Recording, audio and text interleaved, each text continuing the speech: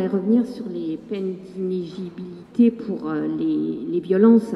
Le débat que nous avons eu était sur le fond, parce que ça voulait dire que nous faisions ce qu'on appelle des peines automatiques. Et nous étions quand même tous attachés à ce que la peine soit fonction de la personne.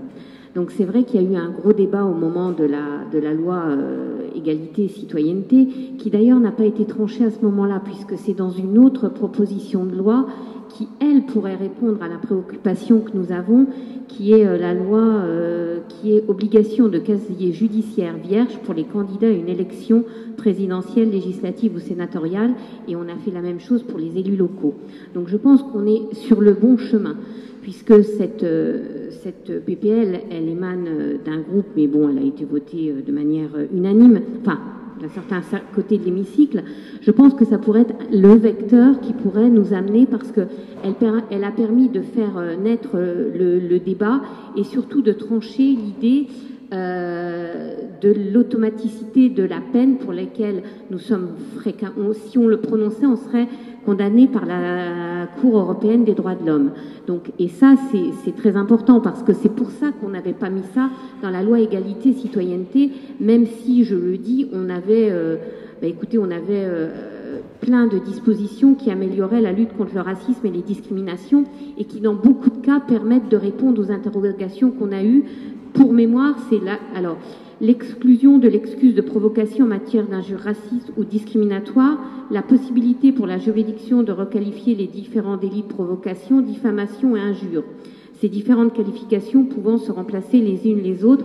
Et je sais que pour les avocats, ça veut dire quelque chose. Donc ça fait partie des avancées, avec notamment la fin du formalisme dans les réquisitions du procureur pour l'interruption de la prescription, qui sont quand même des mesures qui sont relativement importantes. Donc moi, je pense que on touche là sur l'inéligibilité, et on voit tous que ça aurait une vertu pédagogique. Je pense, en vous entendant, qu'on peut, avec le travail qui a été fait sur la PPL que je vous ai citée précédemment, on pourrait le faire. Et en plus, on pourrait tourner le fameux critère de la peine automatique, puisque le fait de pouvoir demander à avoir son casier judiciaire de nouveau vierge pourrait rester avec des conditions beaucoup plus draconiennes.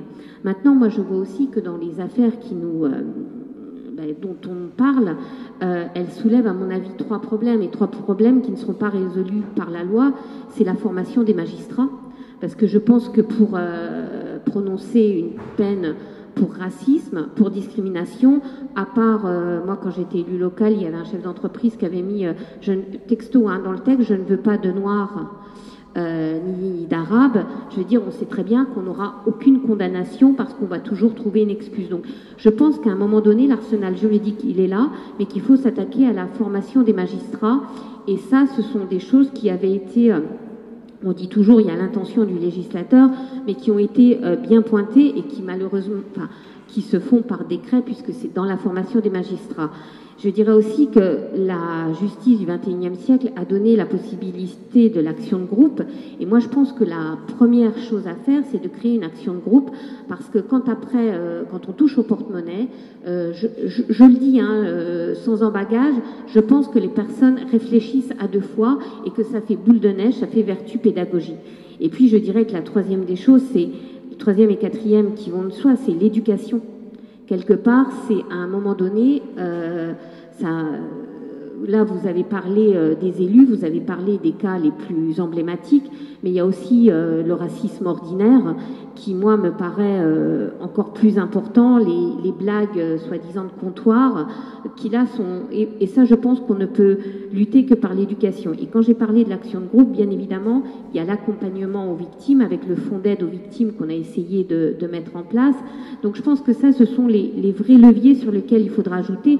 Et moi, pour toute évolution législative, comme on dirait, moi je suis très ouverte à travailler ça avec vous.